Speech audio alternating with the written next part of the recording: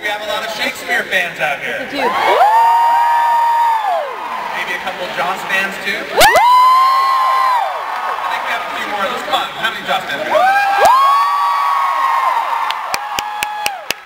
Great, thank you for coming to WonderCon Anaheim on Easter.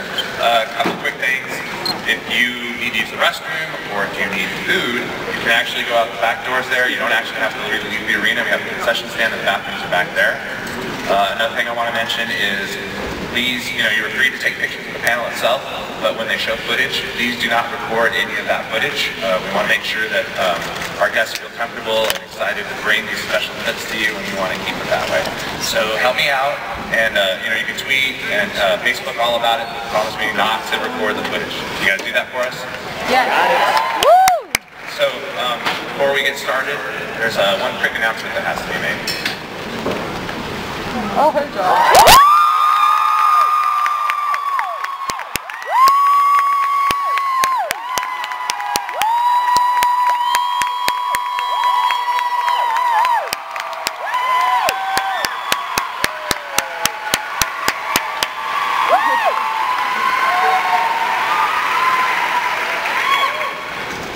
It is my distinct pleasure to get to be the guy to tell you that Nathan couldn't come.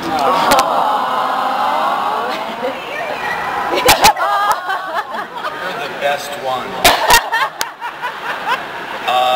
He has a hideous facial disease. He sent me a picture. You're glad he's not here. Anyway, but I just wanted to tell you now so that you could sort of we could all get through this together. Thank you. We're actually terrified because he does most of the talking. To work twice as hard, but we're gonna do our best. We all feel like Matt Saracen. We're gonna step up. Now I'd like to introduce our actual very good friend and excellent moderator, Adam Berry, please.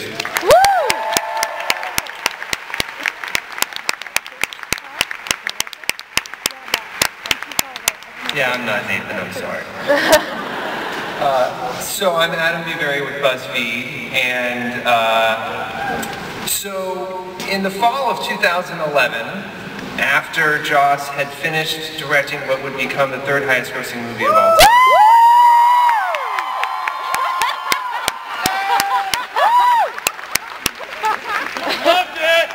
he decided to take a vacation.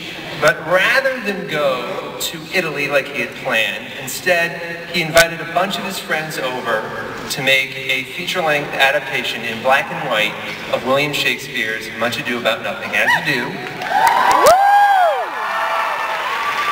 And the result is funny and moving and sexy and delightful, and I think we should look at the trailer first before we bring everybody up. So let's do that.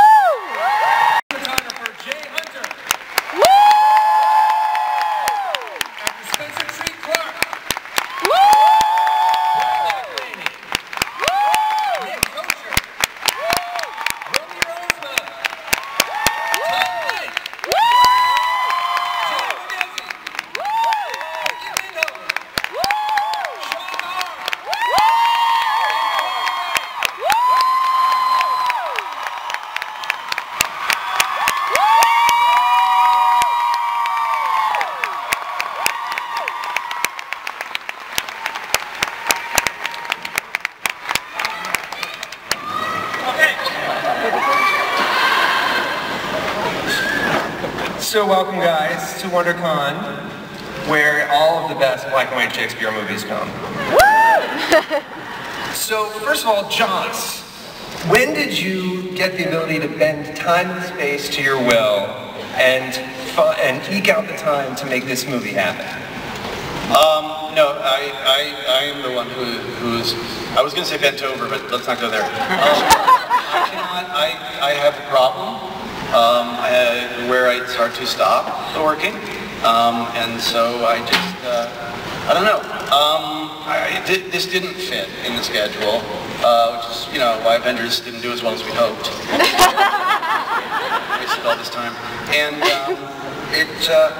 Honestly, the way I am able to do it is that you have to have a bunch of people who can do it. You have to have this group of people who can move so quickly and so well and artistically that you know you can accomplish what you want to in 12 days.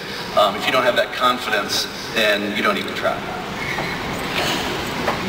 So I wanted to kind of go down the line here a little bit and ask each of you to describe both the person you're playing in the movie and what it was like to get the phone call from Joss saying, hey, why don't you come over to my house and make this little Shakespeare movie, you know, in like 2 weeks? So Ricky, let's start with you. Thanks, guys. I play Conrad. I am the evil henchman's girlfriend / evil-doing partner. And I get to kiss Sean Mahar in the movie, so yeah. Yeah, just wanted you guys to know that. Was that the selling point? Yeah. No, I got an email from Joss, I think it was like Wednesday at midnight, asking me if I wanted to be in a Shakespeare movie. I was like, yes. And then that was it. That was the process. So it was pretty great. Nick? My name's Nick Kocher. I play Watchman number 1.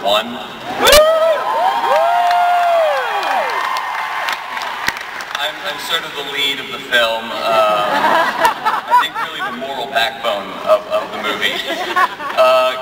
Getting that email was, I think my first instinct was that I had somehow unknowingly witnessed Joss like commit a murder or something. Like that I had like some blackmailable information that I wasn't aware of.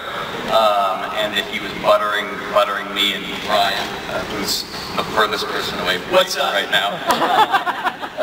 Or that it was some sort of prank. I'm still not certain that it is not a prank. Right. Clark?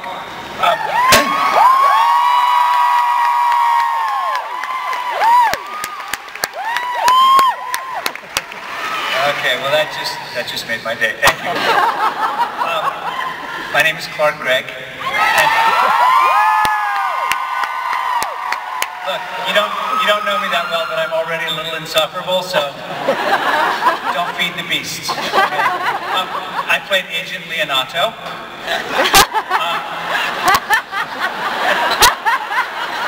I'm sorry, I seem to stick that on the front of everything now.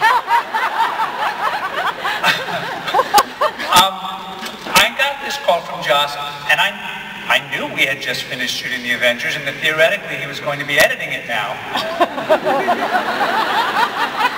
And so my first thought was, oh, this is sad, he's having a nervous breakdown. He thinks he's making a movie at his house. But as so many people have done, I underestimated the Whedon.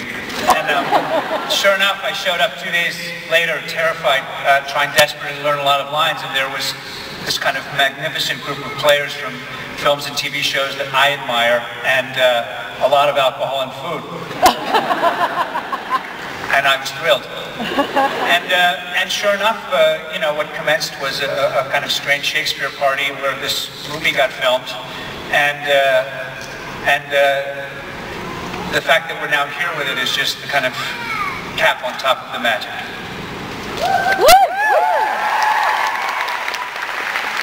Tom, how about you? Who do you play? Hello, I'm Tom Lenk. Yes, good morning. Oh, this hat looks a lot stupider than I thought. Let's see here in the monitor. It's going for a Justin Timberlake situation. It's gone completely ducky.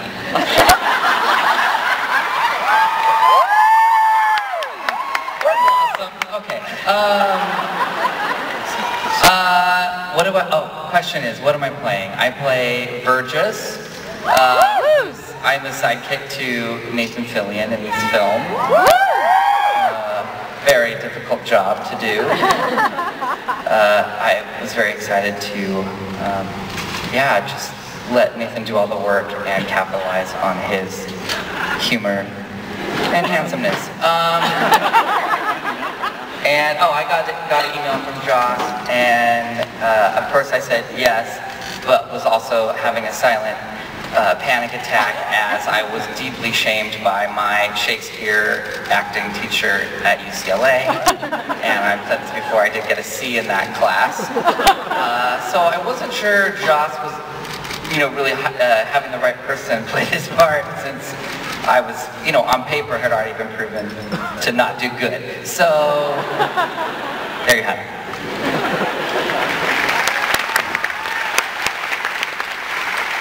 Spencer?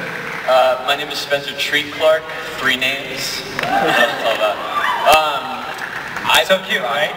I played Borracho, who's normally cast by an older, larger gentleman. I'm not sure what Joss was trying to tell me. But, when I got the call, I was in Wyoming working on another project, and I had horrible service. I was in the middle of a cow field, and Joss asked me to do something, and I wasn't quite sure what it was, but of course I said yes. And then when you showed up and you realized that it was Shakespeare, what was your reaction? Say again, Adam? And then when you showed up and you realized that you had agreed to do Shakespeare, what was your reaction? I was pretty excited. I hadn't really done any Shakespeare, but we had a lot of people who had, and a lot of people who hadn't, so it was a little bit of an adventure. Sean, how about you?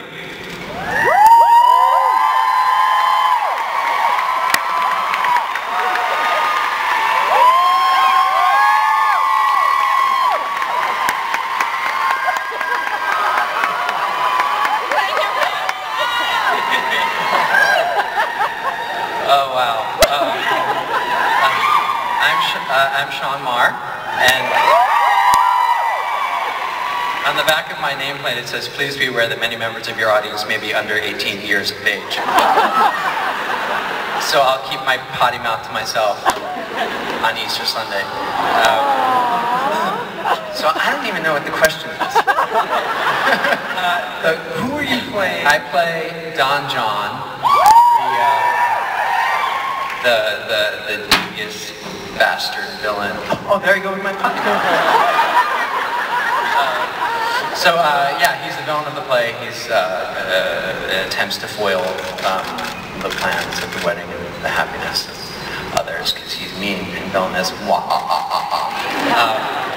So how did I get? I was also I was out of town. I was working in Chicago. I got an email from Joss. It was like 2 o'clock in the morning. I was coming home from work at my hotel, and there it was. And Joss had told me what he was doing. He was planning, to shoot this movie, blah blah blah. And he said, "I need a sexy villain. I need a sexy villain. What sayeth you?" And I replied, "Does this mean you think I'm sexy, Josh?" And he said, "Oh, stop fishing for compliments. Are you in or you out?" And I was, I think, will echo what a lot of people say. I was terrified. I had never done Shakespeare ever. I had done scene study in college, but never a true play. And I don't know, so we took a leap of faith and went for it. And I think it's like everyone sort of echoes up here the energy on the set. What people brought to this project, and I'm not just talking about the actors, everybody. Where's Jay? Oh, everybody, all the crew, even craft service, like everybody, hair and makeup, there was this extraordinary energy, and everybody just brought this, well, maybe not Nathan, but everybody just brought, 150% to it, because everybody wanted to be there, because they loved this idea of this project, and we love Joss. And it was really wonderful to be surrounded by that kind of dedication and talent. It was extraordinary.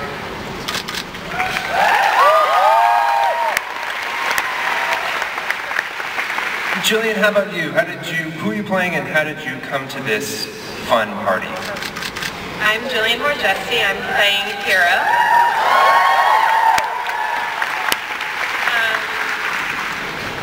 Kind of the younger couple who's quieter than the bickering Beatrice and Benedict, who this guy messes up my wedding.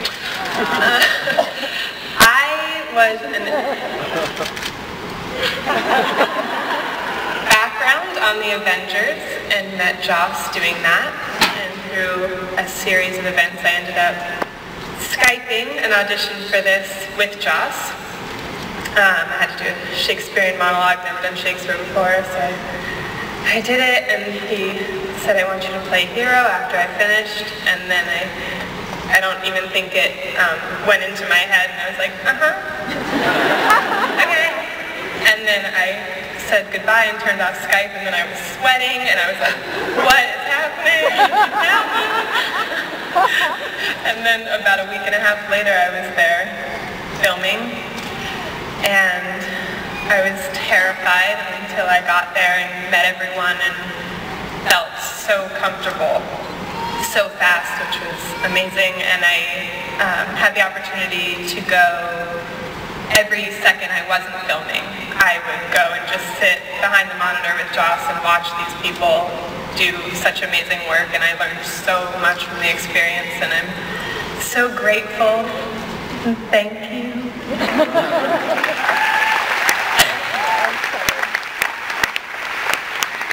So Jay, you're the cinematographer, and what I want to know quickly from you is what your reaction was when Joss said, I want you to come to my house and shoot a movie in black and white in like 2 weeks. So just go ahead and get ready for that.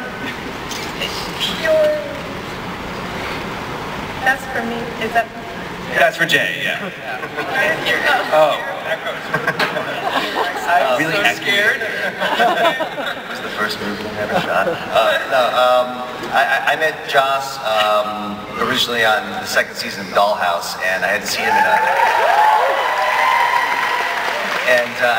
in a while. And I just got an email out of the blue from Danny, actually. Where's Danny? I got an email from Danny saying, you know, Danny Kaminsky, Joss's assistant, and the producer of the film, and he said Joss has this film he's going to do in a very brief amount of time, and would you like to come out and meet about it? And I said, yeah, of course. I mean, at that point I was on board immediately, because when Joss calls you, you just, your instinct is just to say yes, whatever it is, and so went over to his house the next day, and he cooked eggs for his kids, and we had some coffee and tea and just talked about the movie. And I mean, when you're a cinematographer and the director says we're going to do a black and white Shakespeare movie, I mean, that doesn't happen ever. So you just say yes, of course. We talked about why, what the reasons were for that, but I was on board regardless. And I remember a few hours after that meeting, I got an email from Joss saying, "Let's party?" ? And I, of course, responded yes, ! And yeah, it was one of the best experiences of my career. I'm so proud of it. It's without everyone else up on the stage, it wouldn't have been anywhere near as good of a film as it is. So, very proud.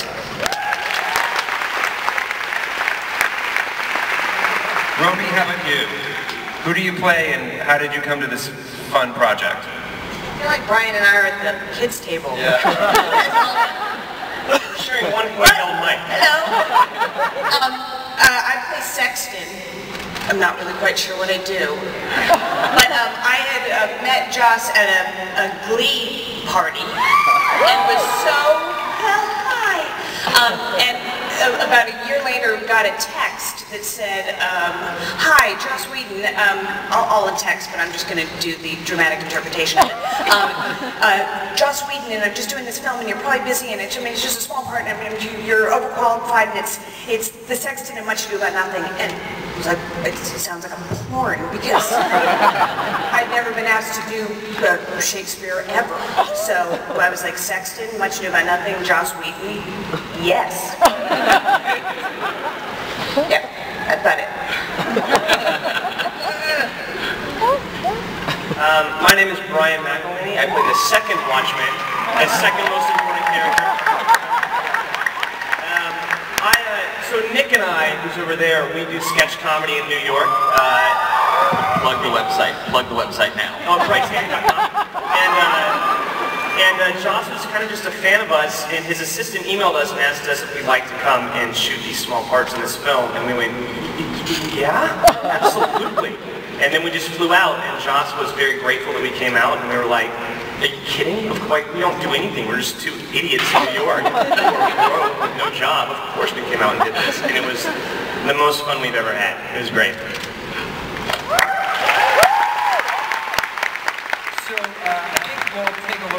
from the movie.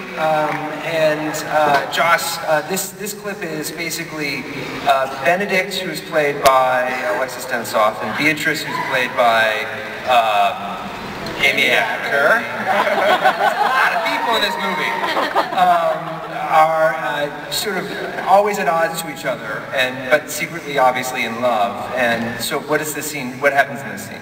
Oh boy, I hope I've got the right one. I believe that we're going to see a piece, or perhaps all of the scene, where the lads decide to, at Don Pedro, who's played by the great Reed Diamond, at his insistence, they decide to convince Benedict that Beatrice loves him, and convince Beatrice that Benedict loves her, and that will cause them to fall in love against their will. And I believe this is where they pull that little stunt. So let's roll that clip. You guys are a terrific audience, by the way. It's really great. So, Joss, what is about Much Ado About Nothing, other than the fact that it's set in one location, which made it easier for you to do it at your home, that you really liked, that you thought this will work well for a movie that I'm going to direct? You know, I've seen it many times. It's incredibly funny. It's very modern. It's very accessible. It wasn't really until Kai, who produced the film, my wife, produced the film and built the house we shot it in, really said, you know, you've been talking about this. You've got the actors. You've got everything in place. We've got a crew now that we're looking at to use for another movie, and they're in place. Everything's there. You just what do you want to say? And I don't know, it's about nothing. And when I looked at the text, really just looked at it for a short period, I just went, oh, this is dark and full of pain. How did I miss that? And I think there's an opportunity here to really examine the underbelly of what's going on while still having all the fun. You know, I realized I'm as interested in Hero and Claudio as I am in Beatrice and Benedict. I'm as interested in Borachio and Margaret and everybody in the play and their motivations and my understanding of them. You know, you can't ask people like this to your home if you don't have something really important to say about them. Except for the sexton, I'm sorry. I mean, at least she's, you know, in the play, I'm like Antonio, and I just cut. I'm like, oh, this guy. But the darkness and how everything in it is part of that same story. Very often it's played Beatrice and Benedict, plus if you act now, lots of other stuff. And this movie isn't that. It has a lot of commentary about romantic love and how we're pushed in certain ways and how we're expected to behave in certain ways and think certain things when we're in love. And that to me is extremely grown up, and yet while it's tearing it all down, it's also very romantic. And I thought, I think I can also put some sex in here. And I tried to put a lot of sex in the Avengers. Scarlett just kept going, Joss, stop. You're embarrassing yourself. So this is my revenge. It's also incredibly funny, and it gives you a lot of opportunity to have some great comedy, including the next scene we're going to see. What a segue. This scene involves Nathan, and and actually a great confrontation with Ricky here. But so could you set that up for us? I believe what we have here, God, I hope I'm right, is the interrogation of Borachio and Conrad by Dogberry and Burgess and the Watchman and the Sexton. This is, people may remember it from the Brana version as Michael Keaton speaking in tongues. I'm not sure we decided to go, with a slightly more modern interpretation, and I never did get to shoot an episode of Law & Order SVU, so.